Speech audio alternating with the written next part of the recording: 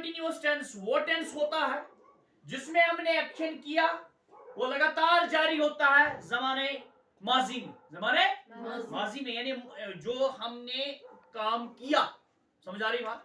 जैसे मैं कहूंगा कि मैं, और दूसरी बात ये भी याद रखिएगा कि ये हमेशा के लिए ये टेंस, अगर हम अकेले में भी इसको पढ़ेंगे, मैं उस वक्त टेलीविजन देख रहा था, आई was watching television at that time, तो ये एक सेंटेंस का एक निचोड़ है, ये चल सकता है। लेकिन साथ में ये बता रहा है, थोड़ा सा ये कंडीशनल भी बन जाता है। जब आप टेलीविजन देख रहे थे उस वक्त, तो फिर क्या हो रहा था? Means that some another part of action is done, कोई दूसरा एक्शन हो रहा है।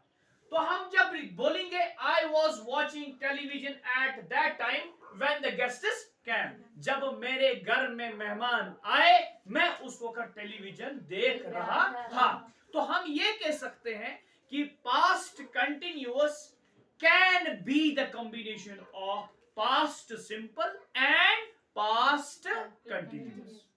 आप देख रहे हैं, यानी कि यहां पर ये वाला जो पार्ट है when the guests came, it is the past simple, it is the past simple। और ये अच्छा लगता है जब हम इसको past simple ऐड करते हैं इस टेंस में, and it gives you a complete sense, it gives you a complete sense। no talking back, अगर हम वर्ब फॉर्म्स की बात करते हैं, कंजुगेशन ऑफ वर्ब की, कंजुगेशन ऑफ वर्ब की है, जैसे V1 verb 1, verb 2, verb 3, verb 4। इसमें हमने वॉच लिखा, ये भी नहीं आएगा, वॉच्ड ये नहीं आएगा, वॉच्ड इससे थर्ड फॉर्म नहीं आएगा, इसमें वॉचिंग आएगा। यानी fourth form of actionable verb that is watching.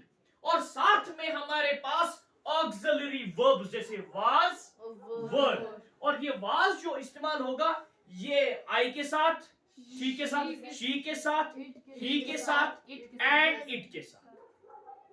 बाकी जितने भी प्रोनाउंस हैं, वी, यू, दे, यानी कि इनके साथ वर का इस्तेमाल किया जाएगा। समझ आ रही बात? तो अब देखने की बात क्या हम लिखेंगे आगे करके कि this is a tense in which the action is done in the past but the action remains continuous, continuous, but it is also followed by the past simple tense जो मैंने दूसरा लिखा। जैसे मैं लिखूंगा she was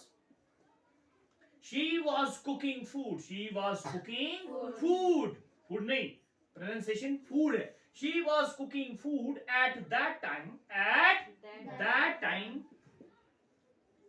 when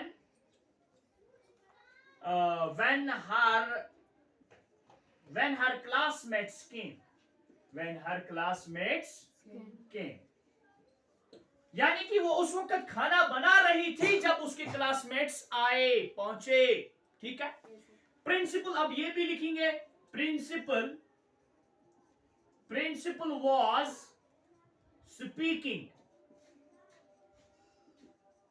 was speaking, principal was speaking at that time when the peon rang the bell, यानी कि principal उस वक्त बोल रहा था जब पियान ने घंटी बजाई। तो इसका मतलब है the second part of the sentence is in past simple tense and the first part of sentence is in past continuous, but they are यानी कि combination of the two sentences। लेकिन अगर हम simultaneously इनको लेते हैं तब अच्छा meaningful sentence बन जाता है। तो हम सेपरेट भी ले सकते हैं, जैसे मैंने कहा I was watching television at that time, I was writing a beautiful story at that time, मैं उस वक्त लिख रहा था। But when you say कि something is adding, something more is going to happen, कुछ और भी हुआ है, तो वो भी हम रिकॉर्ड करते हैं। तो हम ये लिखते हैं I was watching television when the guests came, she was cooking food at that time when the classmates came, when her classmates came, या principal was speaking on the occasion, principal was speaking, the boy was speaking when the peon rang the bell। तो इसका मतलब है कि दूसरा event जो हम लिखते हैं साथ में पास्ट कंटिन्यूअस को फॉलो जो करता है दैट्स पास्ट सिंपल। लेकिन इंपॉर्टेंट चीज क्या है कि only the fourth form of man verb यानी कि watching, writing, drinking. I was drinking milk at that time when the phone rang. When the phone rang. तो उस वक्त भी हम ये लिख सकते हैं, मैं उस वक्त दूध पी रहा था जब मेरा फोन बज गया, ठीक है। तो ये नहीं कि इसका है कि वी फोर्थ फॉर्म इस्तेमाल होती है इसमें, साथ में ऑक्सिलरी फॉर्म was, या हम ये भी कह सकते हैं it was raining at that time when the blast happened. हाँ, ये उस वक्त बारिश हो रही थी जब ये ब्लास्ट हो गया। तो इसका मतलब है कि जब हम ये चीजें देखेंगे तो इट के साथ भी was, she के साथ भी was, he के साथ भी was, I के साथ भी was, we के साथ क्या लिखेंगे? we were working in the field. We were working in the field when my father called me. हम सब उस वक्त खेत में काम कर रहे थे जब मुझे बाप ने बुलाया, ठीक है। इसी तरह you all were, जब जैसे सिंगुलर दिखाना है या प्लूरल दिखाना है तो हम you all भी लिख सकते हैं। you all were हाँ watching a good movie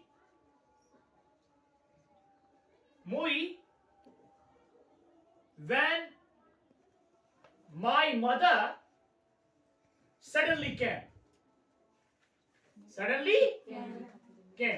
You all were watching a good movie when my mother suddenly came. जब वो अचानक से अंदर आई।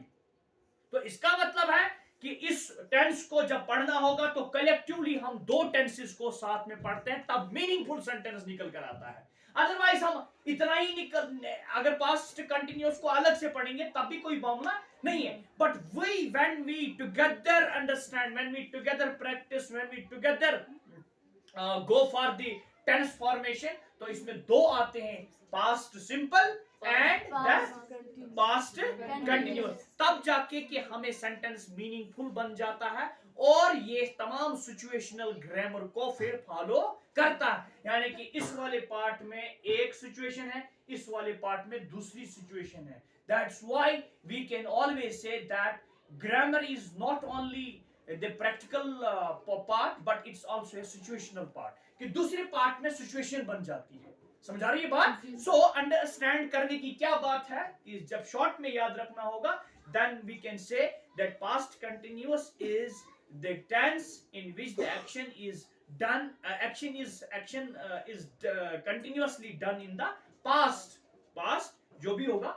then with the help of auxiliary verbs was है and then were है, then we have to use also the pronouns as you wish, as you can, जितने आप कर सकते हैं वो कर सकते हैं। लेकिन एक ही इंपॉर्टेंट बात है जो मैंने आपको यहाँ पर बताया, मैं उस वक्त टेलीविजन देख रहा था जब मेरे घर में मेहमान आए, तो ये मतलब बनता है कि ये एक सिचुएशन दिखाता है और दूसरा पार्ट जो सेंटेंस का बन जाता है वो पास्ट सिंपल का बन जाता है। तो कलेक्टिवली अगर हम इसको कहते हैं कि ये ऐसा टेंस है कि अगर हम दो टेंसेस को मिलाकर पढ़ेंगे तो हमें ज्यादा समझ आ जाएगा। अगर अकेले में पढ़ेंगे तो एक सिचुएशन निकल कर आ जाती है, जब दोनों को मिलकर पकड़ते हैं तो दो सिचुएशंस को हैंडल करने में मदद दे देते हैं। ठीक है ना?